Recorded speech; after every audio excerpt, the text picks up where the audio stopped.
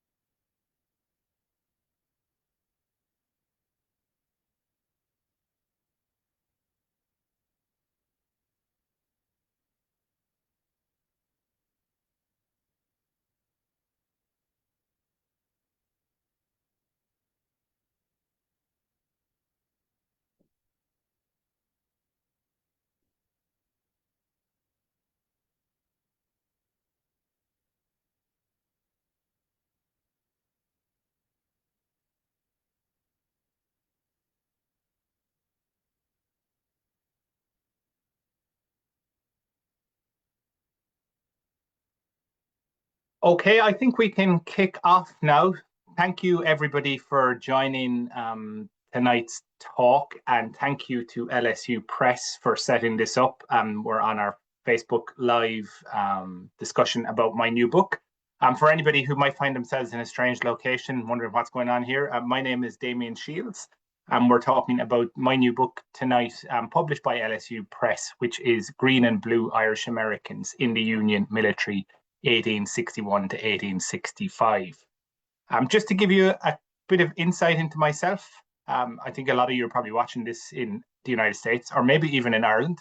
I am not in either of those locations. I am currently in Finland, in Western Finland, where it is 10 p.m., although we only have about 3 hours of darkness here at the moment, so it's still bright.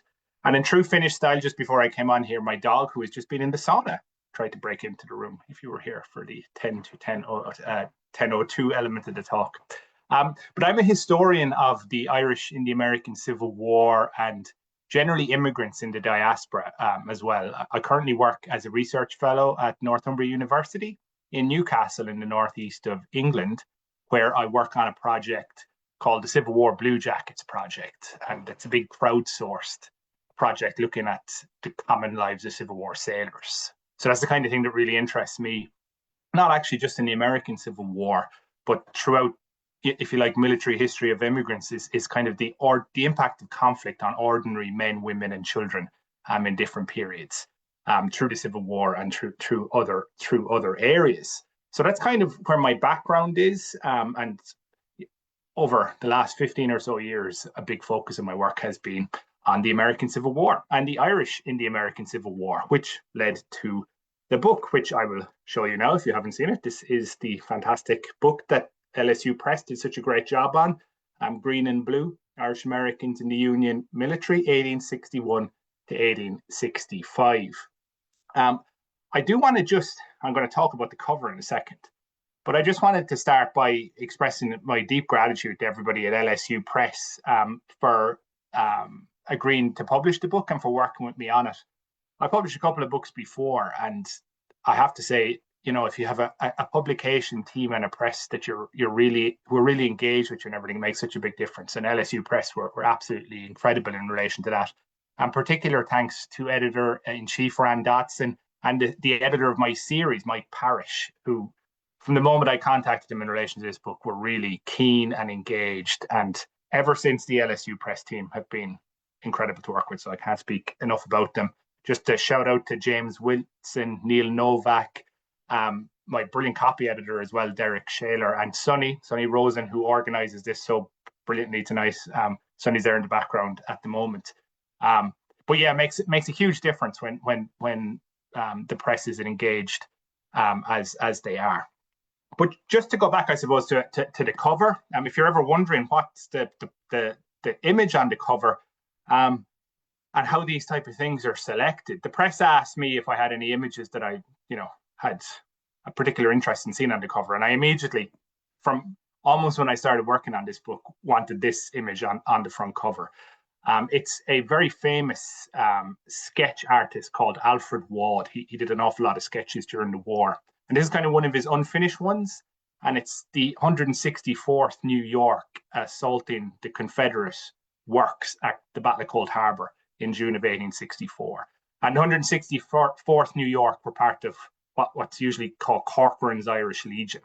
So the other brigade level US formation beyond the Irish Brigade in the Civil War, one that gets a bit less press, but are very, very interesting group of guys. And it was a kind of a catastrophic charge from their part. But a number of the men who were in that charge and who lost their lives in that charge are actually featured in the book, and the book actually ends with some of their stories. And just in terms of title as well, this is interesting for anyone who's interested in publishing. Green and Blue was actually the press's idea as a kind of a forerunner to the Irish Americans in the Union military element of it. And it was a great idea. I'm a big fan of the name, actually. It also serves to tie in well. So this looks at the United States military, the guys in the US military. David Gleason, who's a Professor David Gleason, a good friend and mentor of my own, who himself can take a lot of credit for helping me along the way in this book, is the expert on the Confederate military. And it kind of ties the two together because his book is The Green and the Grey. So if you're interested in kind of a Confederate companion to this work, David published that. But yeah, I suppose I'm just going to spend the next 20, 25 minutes or so talking about some elements of why I thought the book needed to be produced, why I wanted to produce the book. And I want to dive in as well to some of the research process that maybe I don't discuss too much in the background to kind of starting why I did this book. Because I don't come from, although I am an academic presently, I don't come from a traditional academic background, and the origins of this book actually aren't in academia. So it might be an interesting story for some of you to tell. First off, though, a lot of people might be wondering, why do we need another book on the Irish and the American Civil War? Is there not loads of books on the Irish and the American Civil War? It's been described by one historian at one point. He said a topic that seems a bit overwritten, that there seems to be everything. If you go to a national military park in the United States, Gettysburg or elsewhere, you see lots of books on the Irish. And so on its surface, it seems like, is there really any more stories to tell about their involvement in the conflict? And I would argue quite strongly that there is. I actually think the Irish in the American Civil War are pretty underwritten in relation to what we know about them. And to explain a bit about that, and I start the book with this as well, I contend that an awful lot of what we view as the Irish in the American Civil War tends to be actually the Irish Brigade in the American Civil War. If you're not familiar with them, they're the most famous Irish element, maybe even the most famous brigade to fight, along with, say, the Stonewall Brigade in the Confederate Army, the Iron Brigade maybe in the Union military. The Irish Brigade are right up there in terms of fame, led by Thomas Francis Meagher, initially 3 New York regiments, and joined later by a Massachusetts and Pennsylvania regiment. And if you go to a site now, nearly any of the battlefield sites, and there's an Irish themed program this is perfectly understandable, by the way, or some Irish element, it's going to focus almost exclusively on the Irish Brigade. And there's a reason for that, and I talk about this in the book, because they were the most important Irish unit. They were the ones that everyone looked to during the war and went, well, they're the Irish representatives. And men often joined that brigade because they wanted to be Irish representatives. They marched under green flags, so they're declaring their ethnicity in front of everybody. And they left behind a huge amount of material, or at least they seemed to. The Irish newspapers published in the United States wrote about them all the time. The Irish Brigade history comes out just a couple of years after the war ends. And so a lot of their officers are famous. Some of them write memoirs. There's a lot of letters relating to them. They have a big movement of Fenians who are involved with them, these Irish nationalists who want to fight for the future freedom of Ireland. And so, they've left a massive historical footprint. And that's true with some of the other units, the other regiments that went to war under green flags as well. The 69th Pennsylvania Infantry is another one that's quite well known. Again, fought at Gettysburg. And there's a number of these ethnic Irish regiments, these groups of 500, 600, 1,000 men who go off from different states in the United States to fight. And I think, though, that there is a bit of an issue because the vast majority of Irish Americans who fought in the American Civil War did not serve in any of those units. They just weren't in them. The great bulk of guys fought in ordinary regiments that didn't have any Irish ethnic affiliation, sometimes in 2s, 3s, 5s. They might form a company within a regiment. And I always felt that, these guys are kind of left out of our understanding. We've built all our understanding of the Irish around things like the Irish Brigade. What were the Irish Brigade doing? The Irish Brigade were the ones who were having an impact on what Irish people on the home front thought about the war.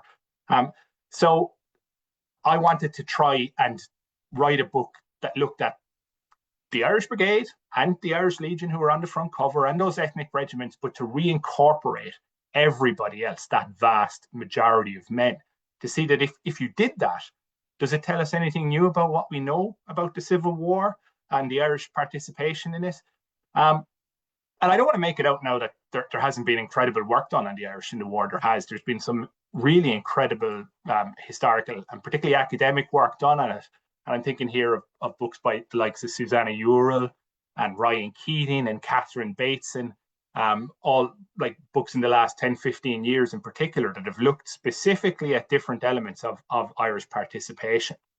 But I like to think that my book adds, it builds on the work they've done and adds a kind of a broader perspective as well, that, so that they can work together, all of these books.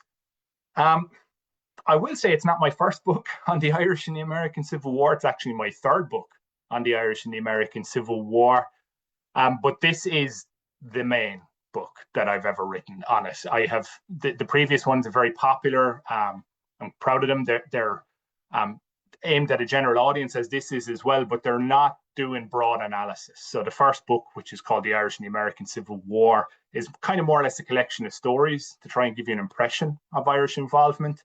And then the second one, it drills down into individual families a bit more. This one is one that I was working on all the time. I was working on those other books, which were a lot quicker to produce because they didn't involve the level of thought and analysis that I tried to gain with this one. So yeah, it's, if you like, it's kind of the magnum opus contribution that I wanted to make. I wanted to produce a book that made a significant scholarly contribution to how we, as everybody who's interested in the Civil War or the Irish diaspora or the Irish in general, view the Irish American experience. And one of the things I was trying to fill are some of the gaps. As I said, none of our previous work has really sought to look at all of the men in the American Civil War. So we don't think before now we haven't, for example, had an analysis of how many Irish Americans actually fought in the war. What is an Irish American? What states did they go to war with in largest proportion? And one of the other problems that everybody who has worked on the American Civil War Irish has had, and everybody says it, And people have had to come up with often really creative ways of getting around this, and often brilliant ways of doing it. But even though you cannot move, seemingly, for letters written by ordinary men in the American Civil War, we actually have very few letters from enlisted Irish American men, right? So we have the officers, what people like Thomas Francis Meagher are saying in speeches. We have a lot of what the newspapers are saying about officers, but we do not have very many letters written by the men in the ranks themselves. And I think if you don't have that, it's really difficult, for us to draw broad conclusions about what we can tell from officers, because they weren't the same set of people. They often didn't come from the same social class and things like that.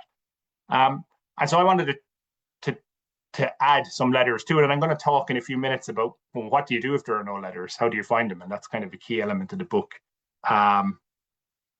One of the other sides of it that I feel the book adds is because we've lacked that correspondence. Many of you are probably familiar with the great level of work that's being done now on Civil War common soldier studies, if you like.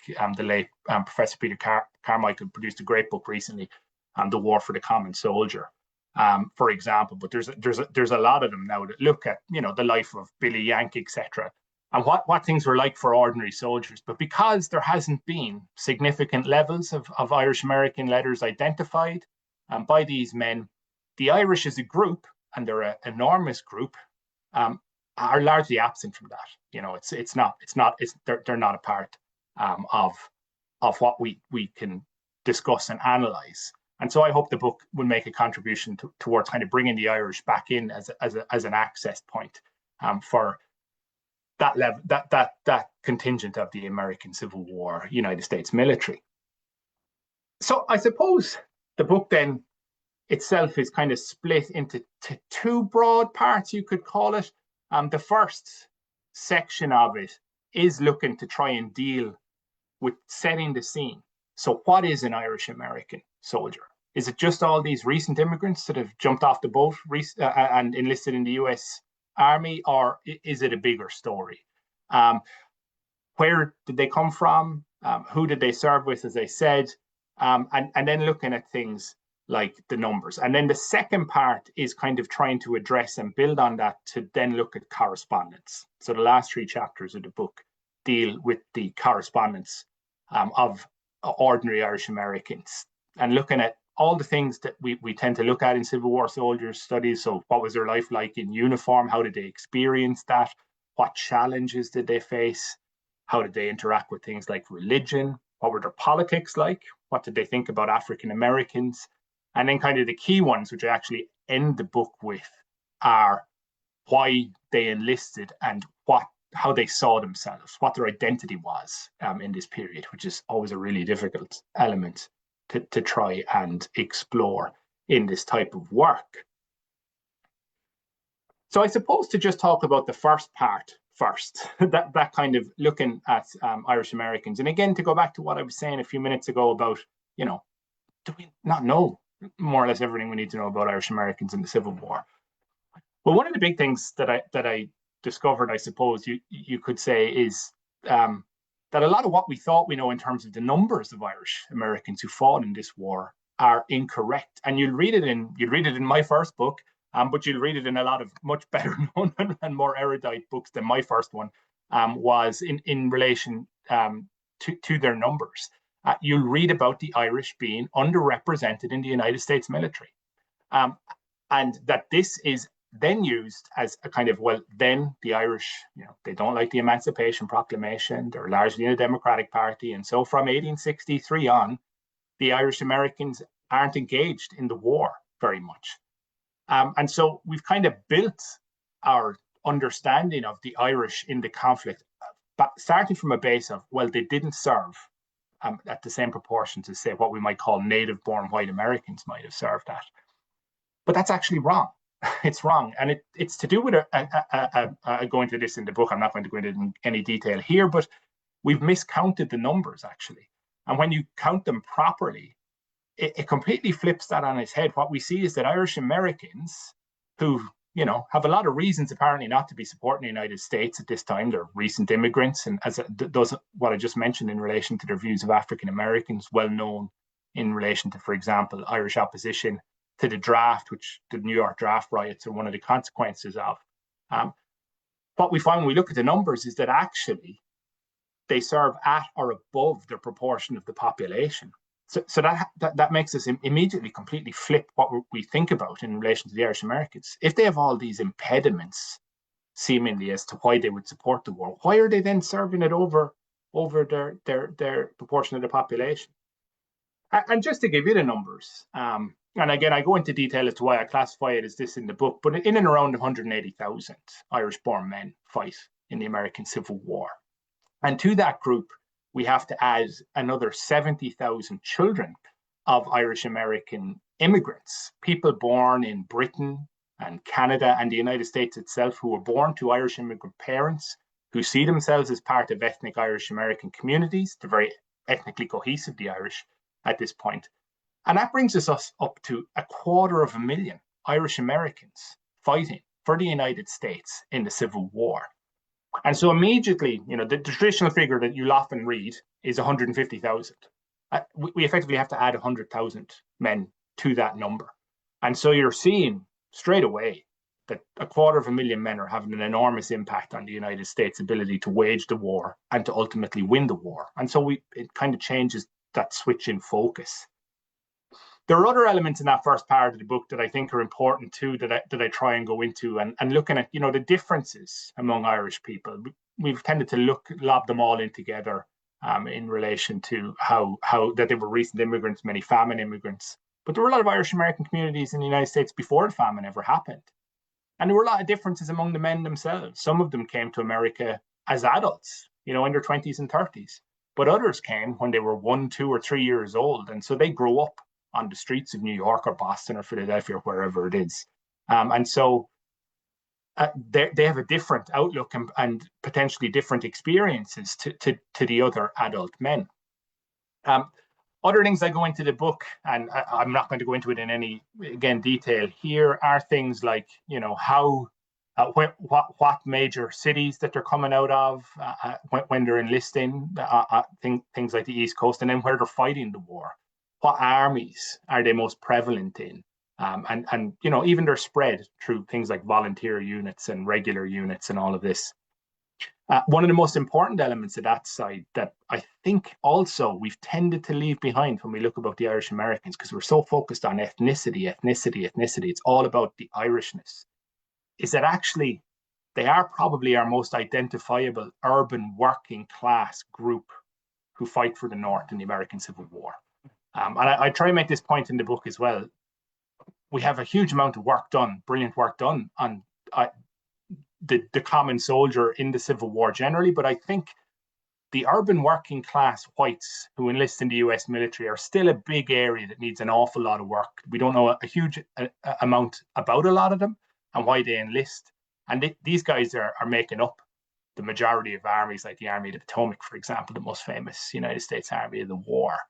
And I think class and the fact that the Irish are largely working class, coming out of rented accommodation, a lot of them are illiterate or semi-literate, and the problems that they have as a result of coming from that background in terms of maintaining their commitment to the war is a big element. And it also leads, and you see it a lot from officers and things like this in the war, class prejudice is very, very significant in the United States military during the American Civil War. And so you have officers who don't like guys because, well, they're Irish and they're working class. So that's one of the big things. So that's kind of the first part of the book to set the scene. But the kind of main element is these letters, right? So everybody was looking for these letters. We couldn't find them. How do you go about finding them? And I thought I would kind of just spend a few minutes talking about that, because, as I say, it's not a traditional story for someone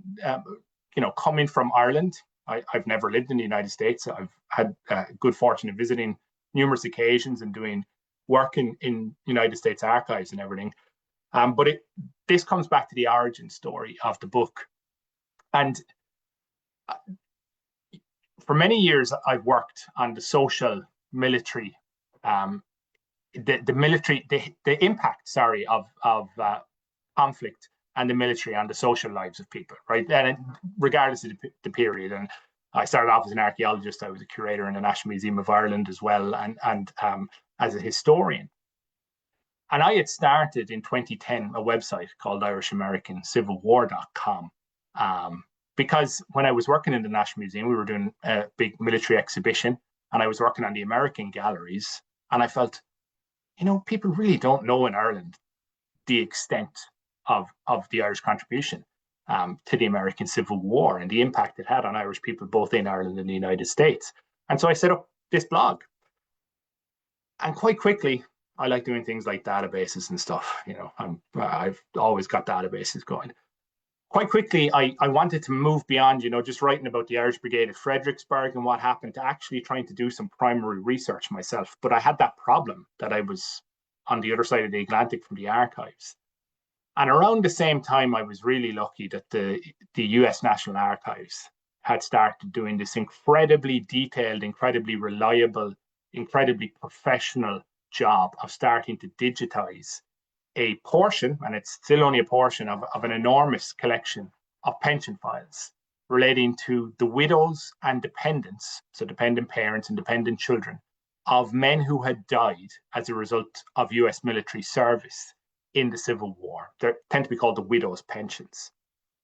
And they digitized, and it's still more or less the figure, in and around about 164,000 of these files. And they were made available online. You can still view them online. And I started to go through them back in 2010. And very soon I discovered that, and I still argue this, and it's one of the things I hope the book does as well, is make a contribution towards scholars of both Ireland, 19th century Ireland, and the Irish diaspora, because this source is the best source anywhere in the world on ordinary Irish people. These massive pension files, tens and tens of thousands of them relating to Irish immigrants, that have loads of histories of women before they left Ireland, when they arrive in the United States, histories of the men who serve in the military, affidavits written by friends of the family, employment records, this huge contextual information. And in a small proportion of them, when someone had died in the American Civil War, the widows or the mothers, to try and prove their claim to the United States government, would submit original letters written by the man to the Pension Bureau, and they were preserved there, right? So around the summer, late summer of 2010, I think it was, I started to see that, and I went, wow, these are often badly written, semi-literate letters of these men that, are very hard to identify. But one of the issues with the way they're set up is that you can't tell somebody's ethnicity. So you have 160,000 odd of these files, and you can't tell where someone was from. And so I decided that I would start to spend time systematically going through them. They're arranged by unit. So you might look at, let's say the 37th New York Infantry, and you go into the 37th New York Infantry, and then under the 37th New York Infantry is Company A, Company B, Company C, and then you open it up and it's just names. And then you would open that for the digitized files. And so I went through, over the course of about 8 years, all of the files that were digitized to try and analyze them using mainly Irish surname analysis to digitally open the files, and then to examine them to see if I could find any letters relating to the men. And so it's pretty painstaking, but it was worth it in the end. So just to give you an idea, I ended up with a total of about 1,430 wartime letters written mainly by, but are for Irish American soldiers, or to them, relating to 568 different individuals who served in 260 separate United States units in every theater of war in which the United States was engaged. And so it's the largest corpus, largest body of ordinary writing. 98% of these were enlisted men, by the way. It's the largest corpus of ordinary correspondence written by working class Irish men from the Civil War that's been identified. And actually, I still add to it occasionally when I get visits to the National Archives and things like that. But it was analysing those letters that forms kind of the meat of the book, and is how I was able to finally bridge that gap that we had in knowing what these men say. And so kind of I dive into analysing that material. Of course, that wasn't all I looked at in relation to the book. For each one of them, you have this body of contextual material around them, but also then you have to go and find things like them on the census records or look at their military records. And so for every individual, you have this kind of big job of work that you have to do to try and place them in their context. And for most of the chapters in the book, I try and start off the chapters in large part with looking at one of these people and then using that as a kind of a jumping off point to explore things, like their experience in the military and how they communicated with the home front and things like that. So yeah, I mean, what comes out of that is that you can really, and I'm not going to give away, you will have to read the book to try to discover what the outcomes of this are. But it does give us significantly more insight. And I will say this, that there is no evidence really. You don't see, even though they're all Democrats and most of them don't like African Americans. Again, I explain why that is in the book. They stay committed. And they stay committed, and it's one of the reasons the book is called The Union Military and not the United States Military. They are committed to the Union and to the idea that the United States will be preserved with this threat that they face. Economics are also a big element too, but they're not mutually exclusive. But we're getting insights into things like how they communicated, with parents who are often illiterate, what impact the war is having on these massive Irish American communities. And it brings us to this point where we have to move beyond thinking about, what impact does the Irish Brigade being suffering such severe casualties, a place like Fredericksburg have on the Irish American community, to looking at what really, when urban units would have big Irish American contingents from places like New York, Philadelphia, and Boston, when those units, regardless of whether they're Irish or not, have a bad day on a battlefield, you get death notices flooding back into the Irish and the Irish American communities. And you see things like, all the correspondence with Ireland, the migration, step migration, chain migration, all of that, and its importance in relation to Irish American service. The value of what those pension files brought, and there's a lot of more work, I think, that can be done on them, but the value of what they brought to that book, like, if the team at the United States National Archives had not digitized that material, I would never have been able to produce this book. And it's one of the reasons I actually dedicate the book to them, to the archivists and the volunteers. There were professional archival staff and this team of volunteers who worked for many years to digitize that material.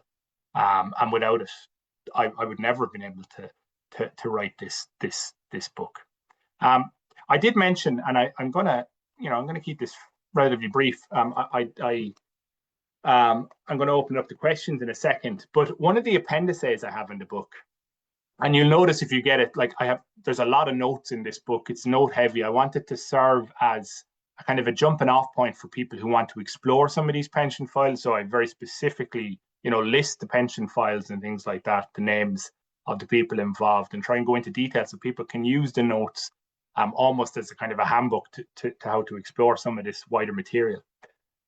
But this correspondence that I use so heavily in this book only survives because the men who wrote it died in the American Civil War. I think that's very important to remember, the sacrifice they made and the impact that had on their families. And so I produced an appendix for the book that actually lists the men who are mentioned in the text and provides a brief biography on them. And I just want to read out a couple just to kind of draw us to a close. I just picked a page at random in the appendix, but just all these men are mentioned with correspondence in the book. But so, for example, there's Peter Finnegan, who served in the Irish Brigade, in the 116th Pennsylvania Infantry, enlisted in August of 1862. He was a single wagon driver born in Ireland, and he was killed in action against the stone wall at Fredericksburg on the 13th of December, 1862. There's James Finnerty, from the 72nd Illinois Infantry, who enlisted in August of 1862. He was a single painter from County Galway in Ireland. He had step migrated through England. So he went to England first, and then he went to the United States, and he'd also lived in Canada. He was killed in action in the assault at Vicksburg on the 22nd of May, 1863. Edward Fitzpatrick, 10th New Jersey Infantry, enlisted in November 1864 under an alias. A lot of Irishmen did that. And again, I discussed that in the book. He didn't use his real name. He was a married factory worker from County Laois. He died of typhoid fever in Alexandria in the summer of 1865. And just one more, John Fitzpatrick, 19th Illinois Infantry private, enlisted in 1861, early war volunteer. Single farm labourer, born in England, but to Irish parents. He was an Irish American. His parents were from County Waterford. And he died of congestion of the brain at Nashville, Tennessee in September 1862. So if you do get the book, you'll be able to kind of read the analysis of what those men's letters can tell us about Irish American service, but also you get an opportunity to find out a bit about the men themselves, who's, if you like, sacrifice during the war led to us being able to read their letters today. So I think at that point, I will leave it open for questions. And if you have any questions, I'd be only delighted to answer them.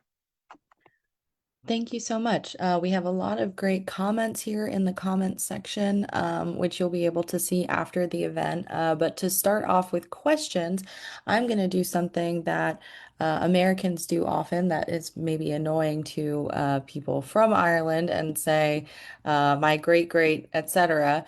But I know in my family, my third great grandfather fought in the Civil War for the Union, but he was half Irish and half German. So I'm curious how somebody who was Irish on one side and not on another would have interacted with some of these issues. Would they have been treated as Irish, considered as Irish, counted among the list?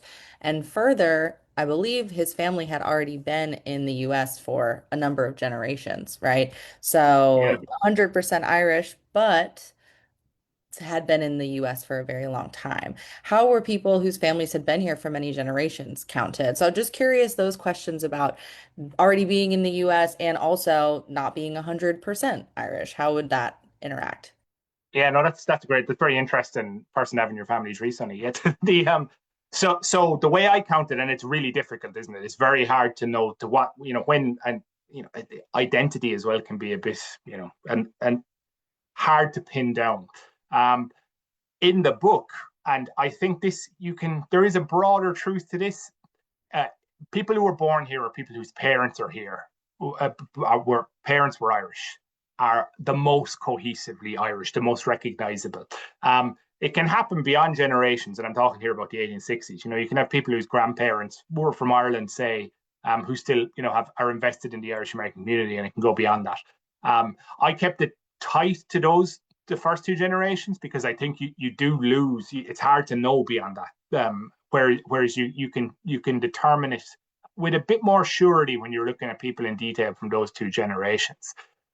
What's interesting to note in relation to it, and I talk a bit about it in the book, like you have guys who were born in the United States. I have one guy I mentioned in the book, and he's complaining because he only had two Irish guys in his company, and his officer was a Yankee, and this guy had been born in New York State, but he's referring to this somebody who's born in the same country as him as somebody different. What you also see though is these younger generations, guys who might have a malleable accent, right? Who can pass as not Irish, sometimes might choose to do that depending on the circumstance, because there's a lot of anti-Irish. You very rarely, and the German element is interesting because you very rarely see in this period that sort of, and I'm talking about with servicemen here now, less so maybe with the wider community. There are examples, but the Irish tend to marry into the Irish community. They tend to stay within their ethnic milieu, if you like, even if they've been born in the United States or Canada or England. They tend to marry other Irish. Not always, people marrying African Americans, people marrying Germans. But you do have a double whammy with the Irish and the Germans. The Germans, of course, had an awful lot of anti-immigrant sentiment, particularly because they spoke German as well. One thing that the Irish had going for them was speaking English. Most of them could speak English. There were some Irish speakers, but most of them were bilingual or multilingual if they were. And that allowed them to mitigate that a bit. And of course, the Irish, in true fashion, didn't like the Germans very much either. So you have this broader thing going across.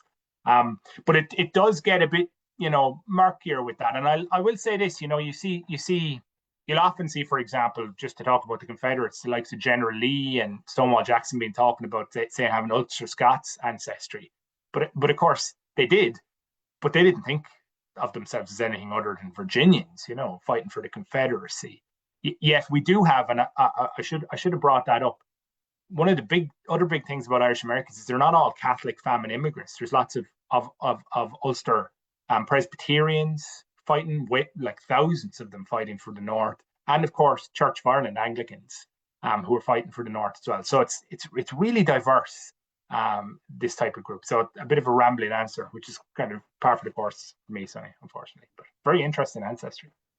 Thank you so much. Yeah, again, sorry for bringing my own stuff into it, but I just had to ask. I Fascinating. was curious. And interesting that you mentioned the church, because our next question in the comment section from Tiffany, the question says, what role did the church play in mobilizing or assisting the Irish as they fought in the war?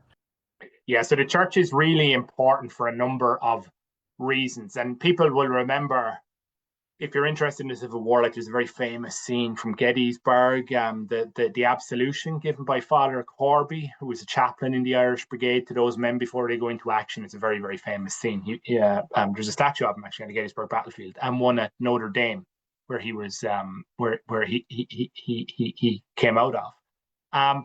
The church was important. It's a complicated story before the war because, of course, the church, the Irish Catholic Church, wouldn't have been particularly opposed to the institution of slavery and things like this.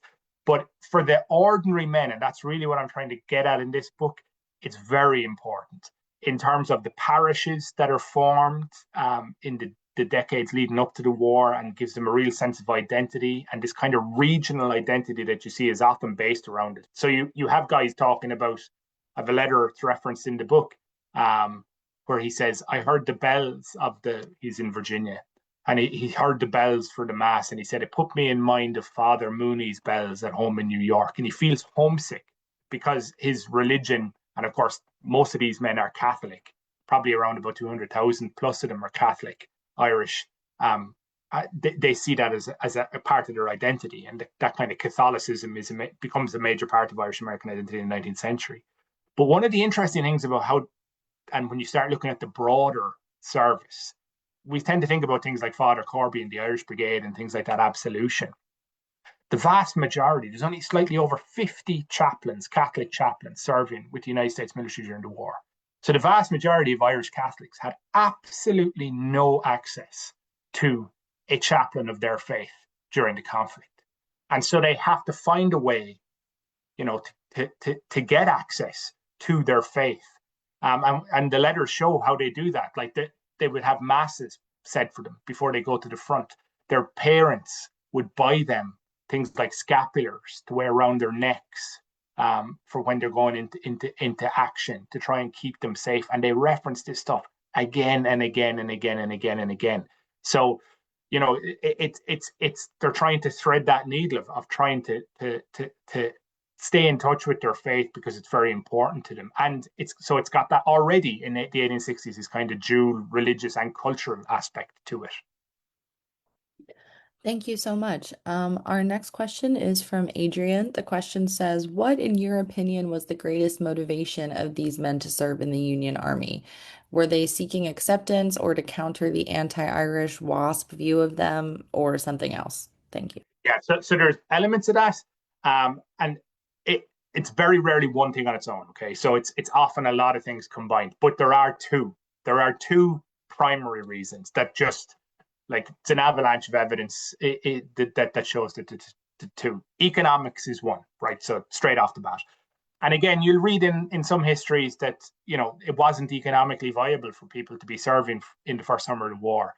If you were from a working class area of a major urban city in the north, it absolutely was economically viable for you to go and earn money in those early war years. So you have people volunteering very early on where economics is a factor.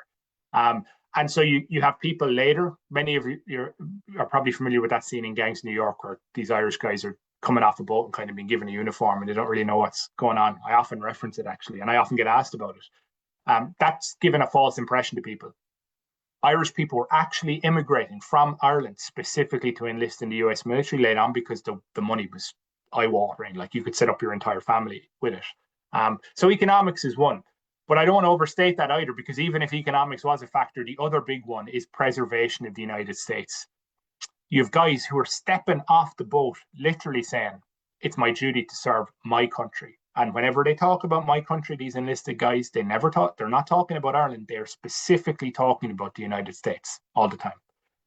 And they don't write, we'll see it, we hear it in documentaries, these kind of flowery letters by officers, talking about kind of the commitment and kind of the sacrifice and everything.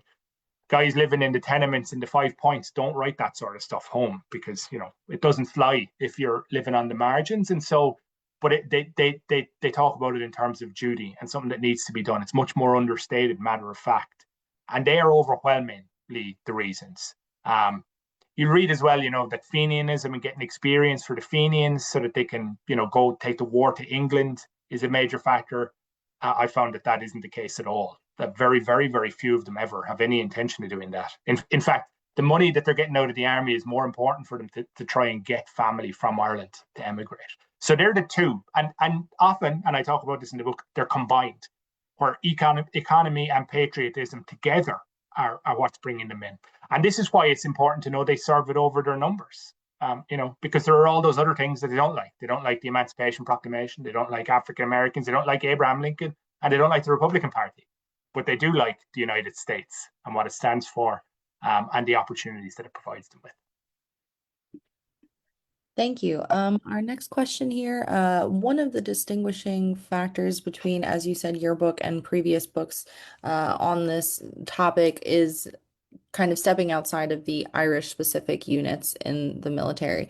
Can you talk about a little more of what the differences between the experiences of soldiers who fought in Irish specific units and soldiers who didn't, and what the biggest differences was that you saw between those two experiences? Yeah, okay, that's a good question.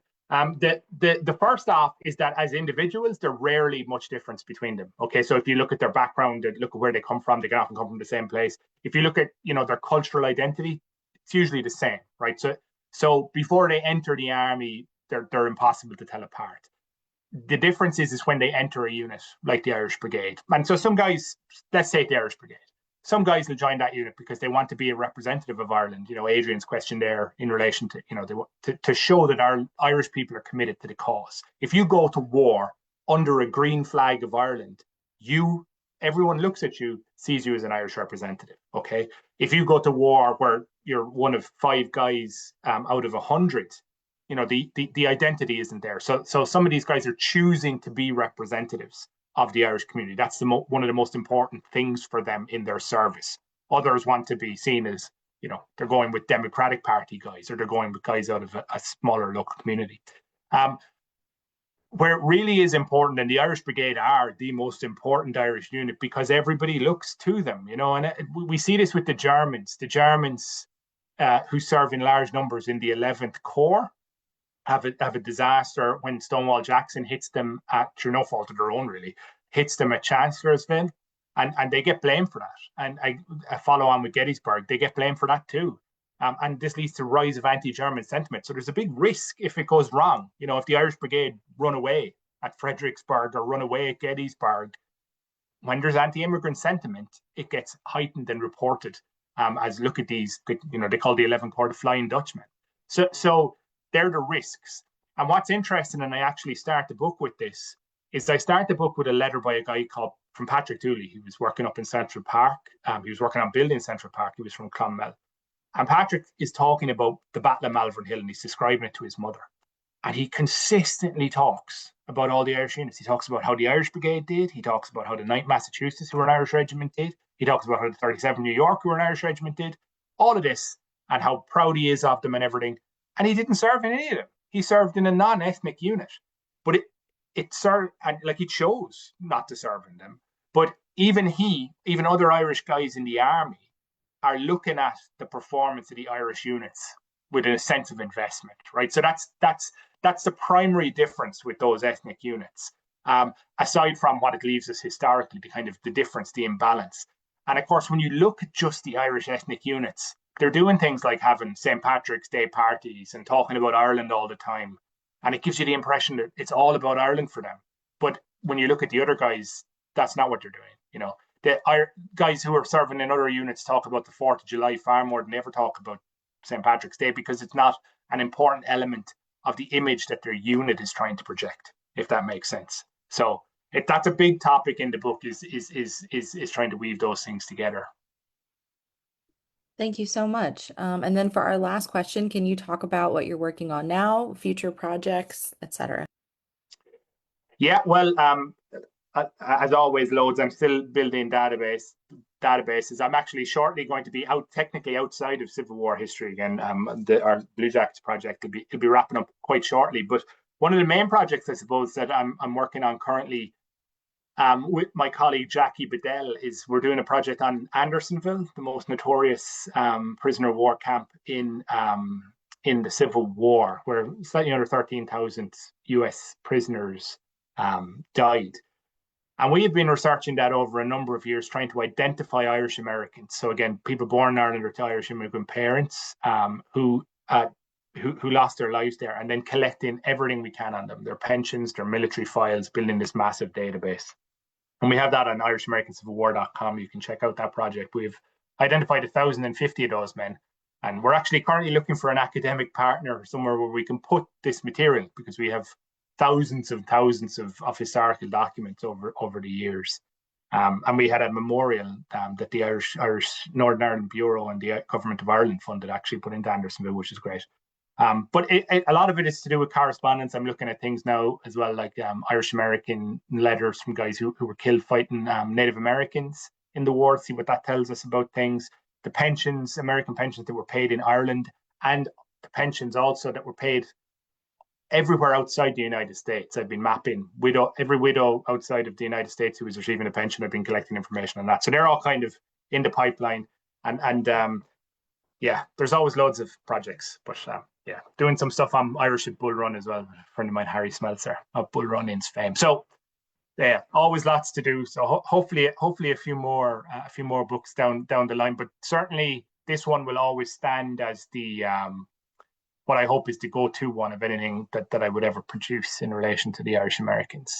So, well, thank you so much. We can go ahead and say thanks and goodbye to the audience. Yeah, thanks everybody for tuning in. I hope you found it interesting. And thanks to Sonny and LSU Press again for everything.